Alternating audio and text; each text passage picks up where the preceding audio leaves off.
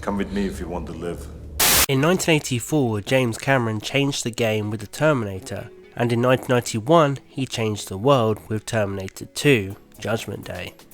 After the Terminator was a surprise hit, director James Cameron was suddenly a force to be reckoned with.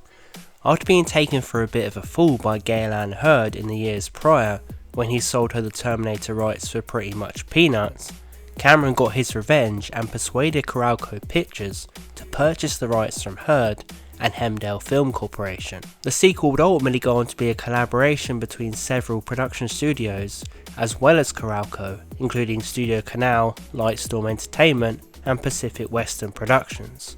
And in terms of distribution, a deal was struck with TriStar Pictures. Cameron spent 7 weeks writing the script for Terminator 2, once again teaming up with his friend Bill Wisher. Cameron explained this time around he was influenced by such stories as The Wizard of Oz, comparing the T-800 Terminator learning about humanity to the Tin Man receiving a heart in that classic film. Now I know I've got a heart, because it's breaking. I know now why you cry.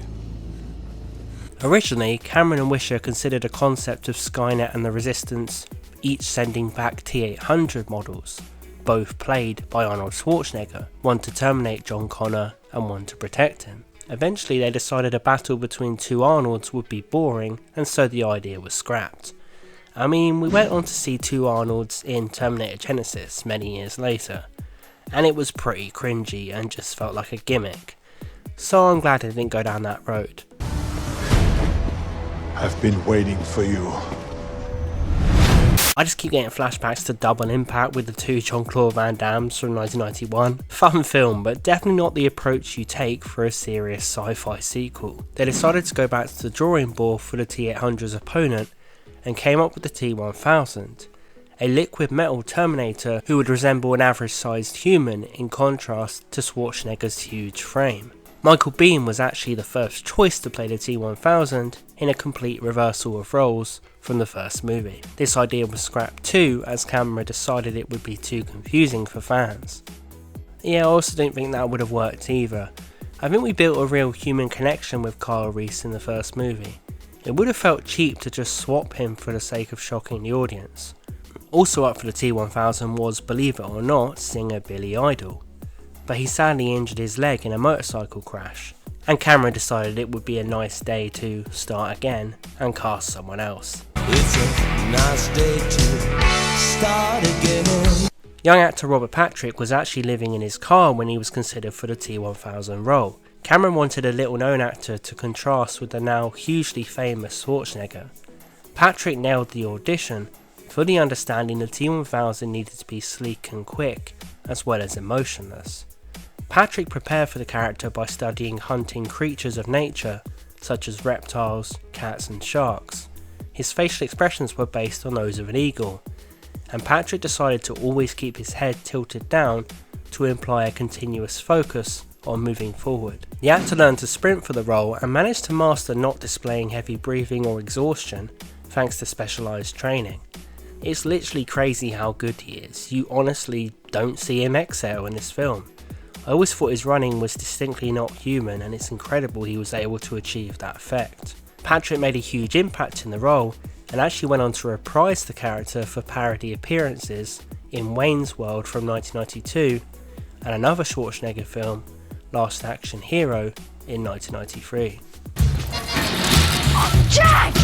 Did you see that? It was very important to James Cameron that Linda Hamilton returned as Sarah Connor, and he told Coralco the script would not be finished until he knew if she would be involved or not. Hamilton managed to negotiate a much higher wage than she was paid for the original 1984 film, netting $1 million for Terminator 2. When casting the future saviour of the human race, young John Connor, Cameron was determined not to choose an overexposed young actor who everyone knew. Discovering Edward Furlong at the Boys and Girls After School Club in Pasadena, Cameron was immediately drawn to his charisma, which was impressive given Furlong had no acting experience. Cameron took a leap of faith on the youngster and offered him the role. Furlong got stuck in right away, taking acting lessons and then learning how to ride a motorcycle and repair guns. Furlong built some good chemistry early on with Arnold Schwarzenegger, as the young actor had grown up without a father figure and Schwarzenegger did his best to fill that role, both in front and behind the camera. Linda Hamilton went on to say they were so close that Schwarzenegger's advice for Furlong about women was hilarious to listen to, because to her, they were both emotionally the same age. If you want to shine them on, it's hasta la vista, baby. Hasta la vista, baby. Principal photography for T2 started in October 1990, taking place in and around Los Angeles on an estimated massive budget of 94 to 102 million, making it the most expensive film ever made at the time. The crew, including cinematographer Adam Greenberg, were intimidated by the massive scope of the project. Greenberg ended up collecting 187 walkie-talkies to communicate with the crew, whereas on the original Terminator, he had been able to shout directions to them. Cameron has always been known for his short temper and perfectionist style on set, and that was running rampant throughout Terminator 2, with Schwarzenegger and the crew describing the shoot as draining and Cameron as very demanding, requiring an insane amount of takes for most of the shots. For example, the director spent 5 days simply on close-ups of Linda Hamilton when she invades the home of Joe Morton's character, Miles Dyson. Filming occurred at several significant locations. The famous scene when both Terminators are stalking John was filmed inside Santa Monica Place Mall, with some exterior shots captured at Northridge Fashion Center.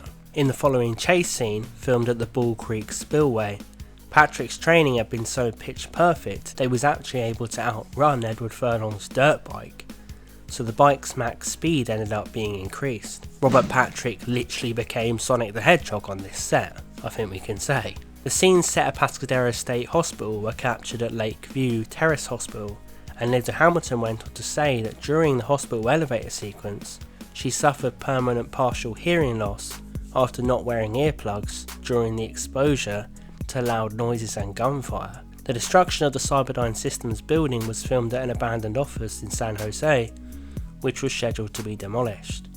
During these epic scenes, Cameron went as far as using real members of the Los Angeles SWAT division, although their tactics and style were exaggerated to make the scene as interesting and exciting as possible.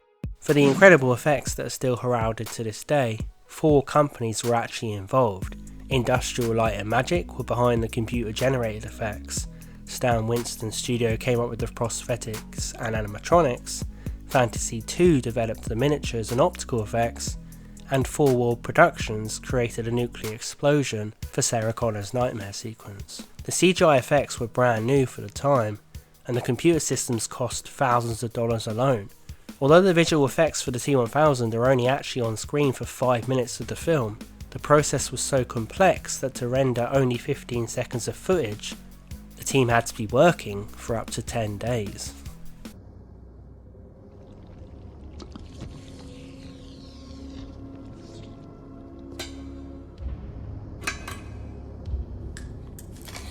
Go!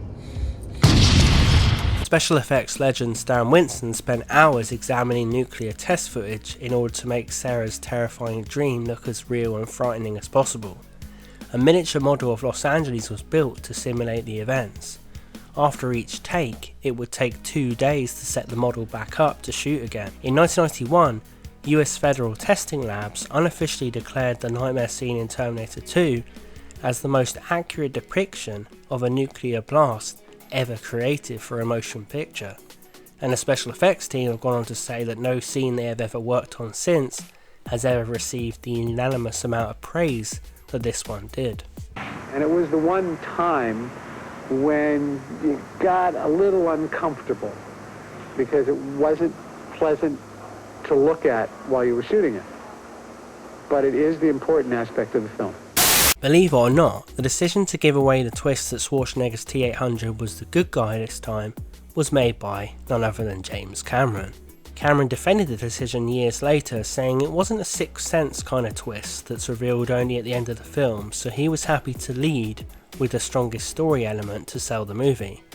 I understand what he's saying, but imagine sitting there in the cinema completely unaware that Arnold was the hero. It'd probably be one of the most mind-blowing film watching experiences ever. At the same time, I don't think even if Cameron wanted to, there was any way he could have kept that reveal a secret. So I guess why not lead with it and take advantage of Arnold's popularity at the time. Terminator 2's premiere was a big time event, taking place on July 1st, 1991 at the Cineplex Odeon in Century City, Los Angeles. It was treated with of course a lot more reverence than the premiere for the Terminator, during which the audience was quite skeptical and supposedly even laughed at the wrong times. Reportedly at the T2 premiere, everyone was in awe, and attendance included such huge celebrities as Nicolas Cage, Sylvester Stallone, Sharon Stone and Michael Douglas. The movie was released in the United States and Canada on July 3rd, 1991.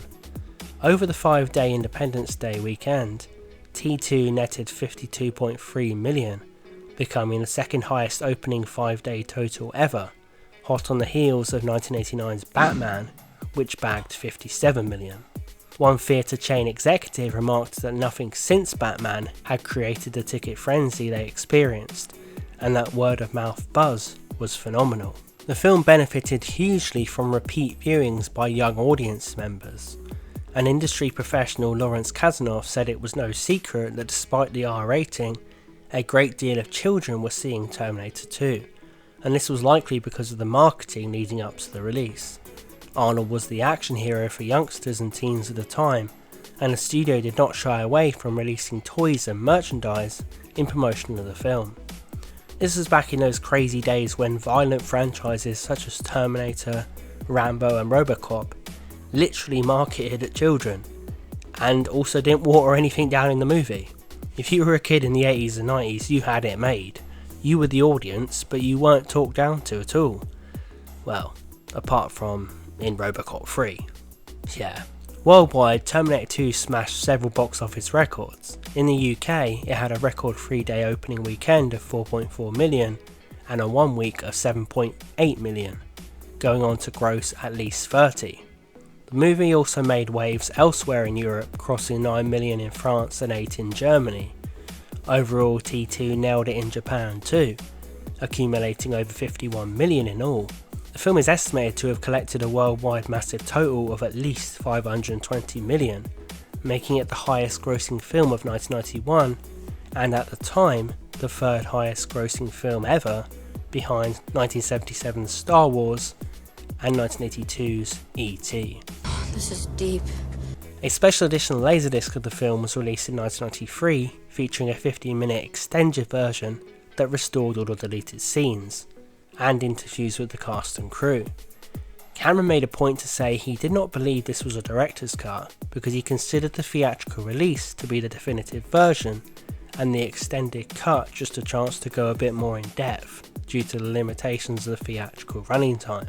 In the year 2000, more deleted scenes were released on the Ultimate Edition DVD, including the first time we saw that more sentimental alternate ending. Terminator 2 received almost unanimous critical acclaim, with Janet Maslin remarking she placed Cameron's work on T2 up there with Stanley Kubrick. The Austin Chronicle, despite enjoying the film, said it conveyed a muddled message about protecting the value of human life and preventing war, because it still used guns and violence to get there. Famous movie critics Roger Ebert and Gene Siskel both heaped praise on Terminator 2, praising the cast and performances.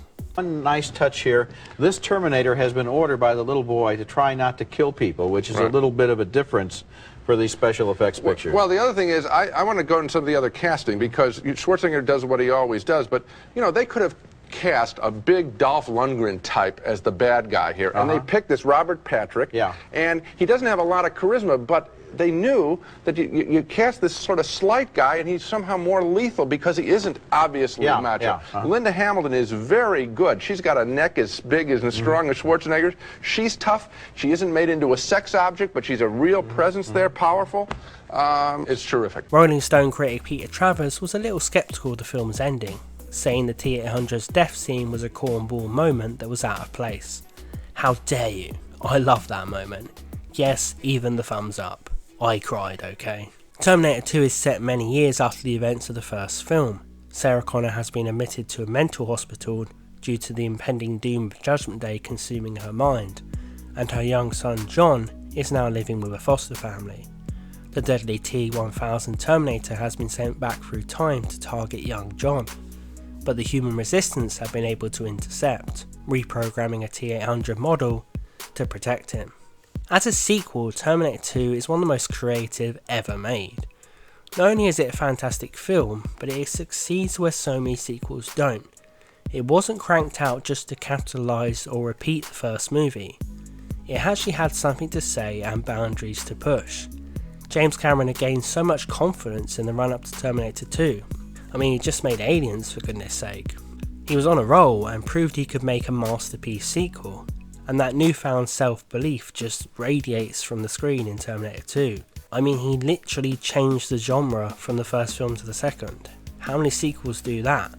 And it made complete sense. We'd seen the down and dirty horror film, and now with Terminator 2, the stakes were even higher, so it became sci-fi action spectacle that keeps you on the edge of your seat. While the Terminator is downbeat and foreboding, Terminator 2 is a little more triumphant and positive, as our characters decide to fight back and try and destroy Skynet. The action genre is perfect for that. We get pumped up and root for the characters in these grand scale set pieces. There's so many action scenes that stand out, but the Galleria is one of my favourites. That sequence is so wonderfully built. Every shot matters, every footstep closer to John counts, and it's such a shift from how the Terminator searches for Sarah in the first film. In T2, both Terminators are marching high speed to find John, and neither are waiting for anything. Like Sarah says in the intro to the film, it was just a question of which one of them would reach him first. There was such a sense of urgency, and it's a glorious movie moment when the T-800, at the last second, is revealed to be the good guy. Get down. As soon as it's established that Arnold is now the good guy, the film aggressively shifts into another gear.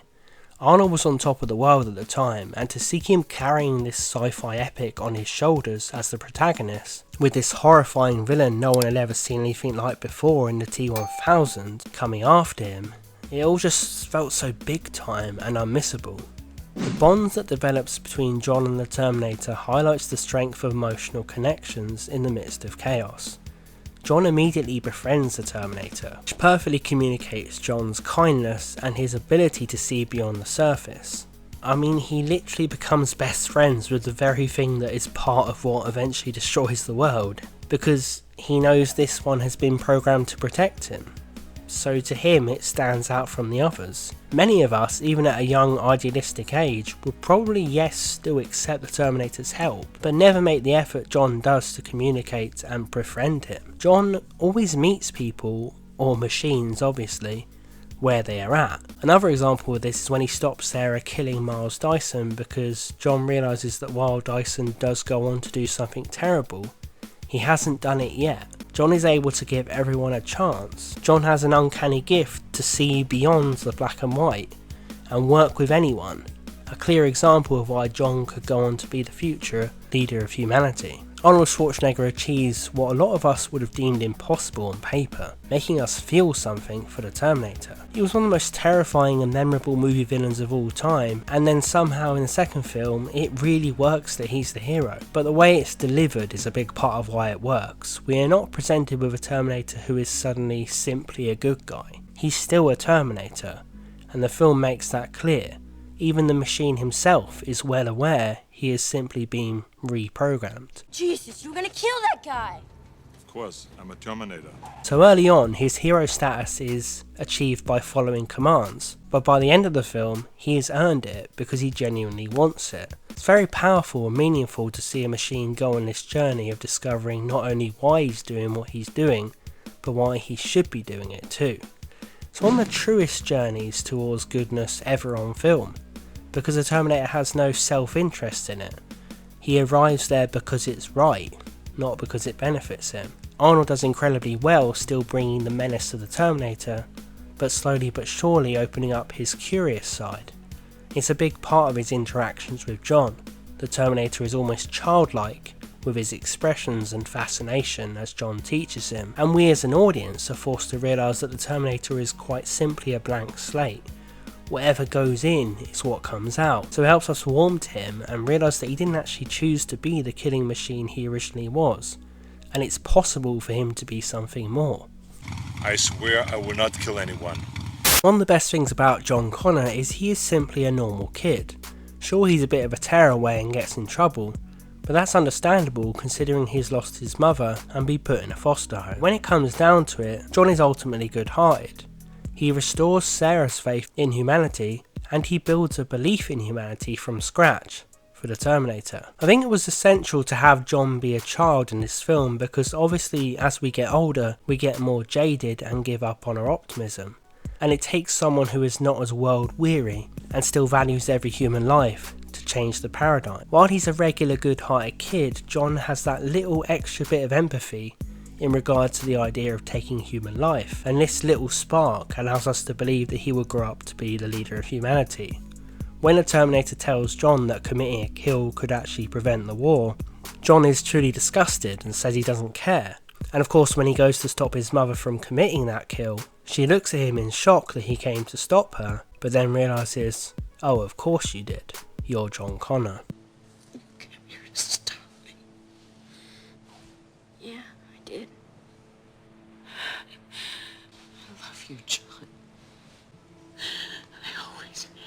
That is such a beautiful moment, and it's touching to see Sarah's soul once again come alive because of her son. Up to this moment she was dead inside, but when the kindness and humanity of her son hits her like a ton of bricks, her entire outlook changes. She's a mother again and her hope has been restored. It's a wonderful example of the power of love and how it might just overcome the doom that is possibly coming for the human race. And while I said it's John's optimism that's so important, it's also his humour and cocky vibe that makes him even more likeable. He could have filled the role that a lot of children do in movies where their innocence and kindness is casting judgment over everyone else. But in Terminator 2, John is still able to be a fun-loving, mischievous kid, and when his moral outlook does come into it, it feels natural because he has just made us laugh and feel relaxed with it. He's not trying to judge the adult characters, instead he just wants everyone to work together. It's his actions when the important events come up that matter, and he pulls you over to his side because like all good leaders, he persuades by example. John gets a father figure in the Terminator. The machine is there for him with care, protection and companionship.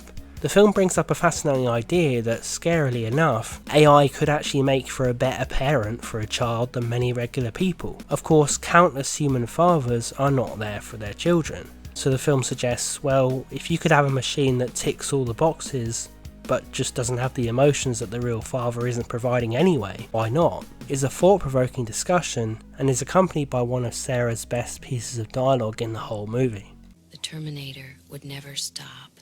It would never leave him, and it would never hurt him, never shout at him or get drunk and hit him, say it was too busy to spend time with him. It would always be there, and it would die to protect him. In an insane world, it was the sanest choice. Sarah Connor is haunted by the impending doom of Judgment Day and is carrying that immeasurable weight on her shoulders. Because they threw her in a mental ward, Sarah has lost her belief in humanity and now everyone else is basically a nuisance to her. She views them as annoying little people who just don't understand.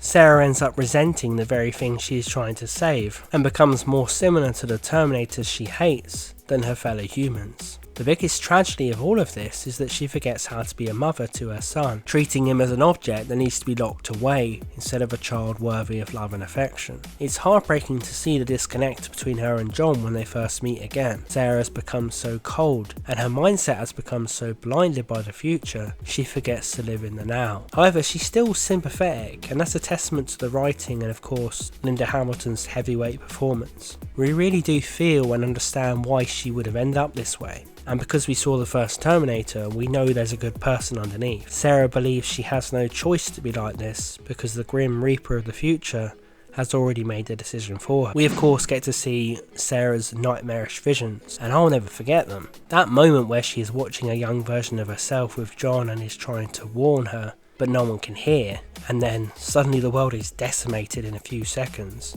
It's honestly as terrifying as anything in the first Terminator, and that's the movie of the two that's seen as the horror film. This moment is shocking, it's sad, it's epic, it's uncompromising, and it deserves to be noticed more by the people who claim this movie lightens things up a bit too much. Linda Hamilton's portrayal of Sarah is nothing less than extraordinary. She brings an unparalleled intensity and authenticity to the character, capturing the essence of a woman pushed to the limit. Her physical transformation for the role, including her muscular physique, solidified her commitment to the character and the development of female figures in action films. She's one of the strongest female characters ever, and fully holds her own alongside Schwarzenegger, the biggest male action hero of the time. Robert Patrick is truly unforgettable as the T-1000.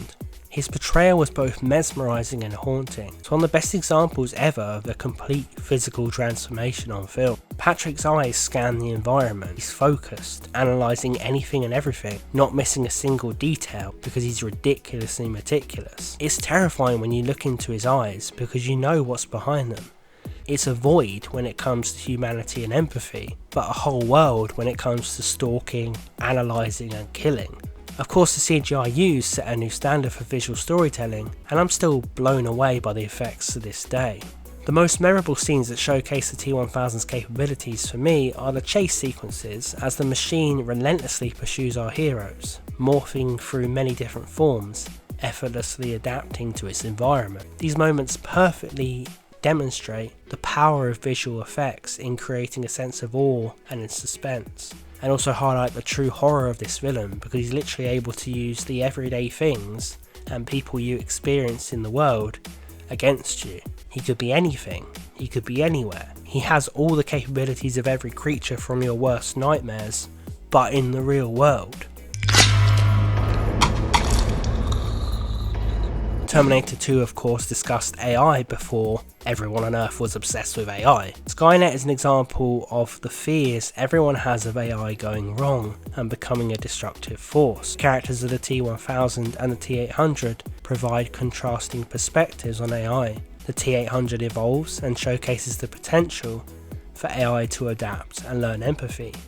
On the other hand, the T-1000 shows the dangers of AI without moral constraints, and also the continuous improvement for improvement's sake, until before we know it, monsters have been created. The film raises up some interesting ideas in regards to the Miles Dyson character, played by Joe Morton. He's a man obsessed with science and forward thinking. He's ultimately responsible for putting the wheels in motion for the Skynet to take over, but he doesn't know that. And he's not a bad person. He's the perfect example of the dilemma humans have put themselves in when it comes to technology. We can't help but keep pushing the envelope, obsessed with the next thing and the next development. And it's not bad people always doing it. And before you even know it, something seriously dangerous has been created when it didn't come from a malicious place. When Miles Dyson discovers what he creates will destroy the world, he joins Sarah and the others to try and destroy Skynet. However, there's fascinating little moments with this character because he almost regrets having to do it. It's this battle he has with his ambition, even when he finds out the consequences. It was scary stuff, radically advanced. I mean, it was smashed, it didn't work, but it gave us ideas, took us in new directions. I mean, things we would have never... You can tell that he still wishes he could have carried on with the work and took it in a different direction. T2 is a cautionary tale, but at the same time the film doesn't condemn Dyson. Instead, we're encouraged to understand him, and to realise that it's not moral for Sarah to judge Dyson as she does. Instead, we are forced to see him as a real person and confront the fact that a lot of the people we think are doing bad things very likely don't realise the ultimate effects. It's far more nuanced than simply stating they're evil and out of control. T2 confronts the painful truth that sometimes fatal, unintended actions can come from the best of people.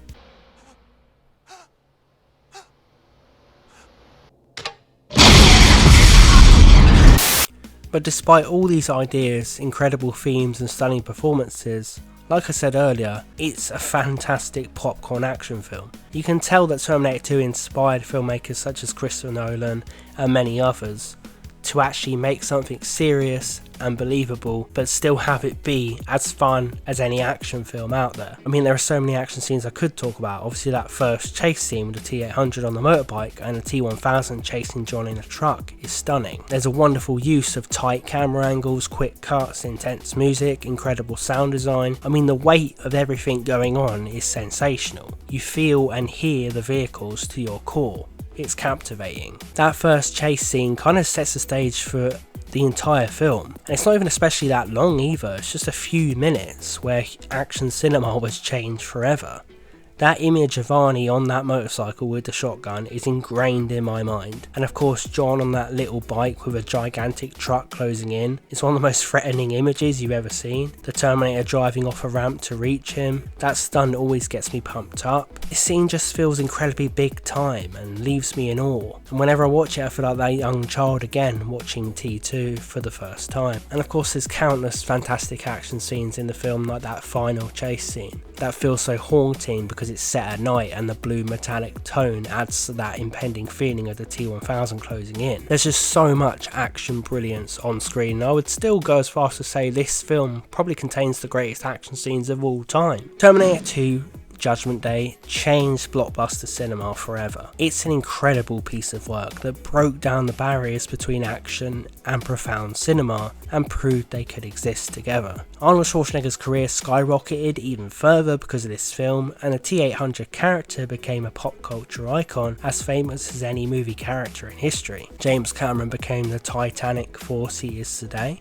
See what I did there? And this is just one of those movies that stands alone, confidently surpassing its already fantastic predecessor and still standing tall above action films of today. Terminator 2 is timeless. It will always be compelling and entertaining, and as the AI revolution draws even closer, it will remain relevant for decades to come. What do you think of Terminator 2? Do you prefer it to the Terminator? What's your experience with the film? Let me know in the comments. Thanks for watching. Please consider subscribing to the channel if you love retrospectives and analysis for passionate movie geeks, and I'll see you guys next time. Hasta la vista, baby.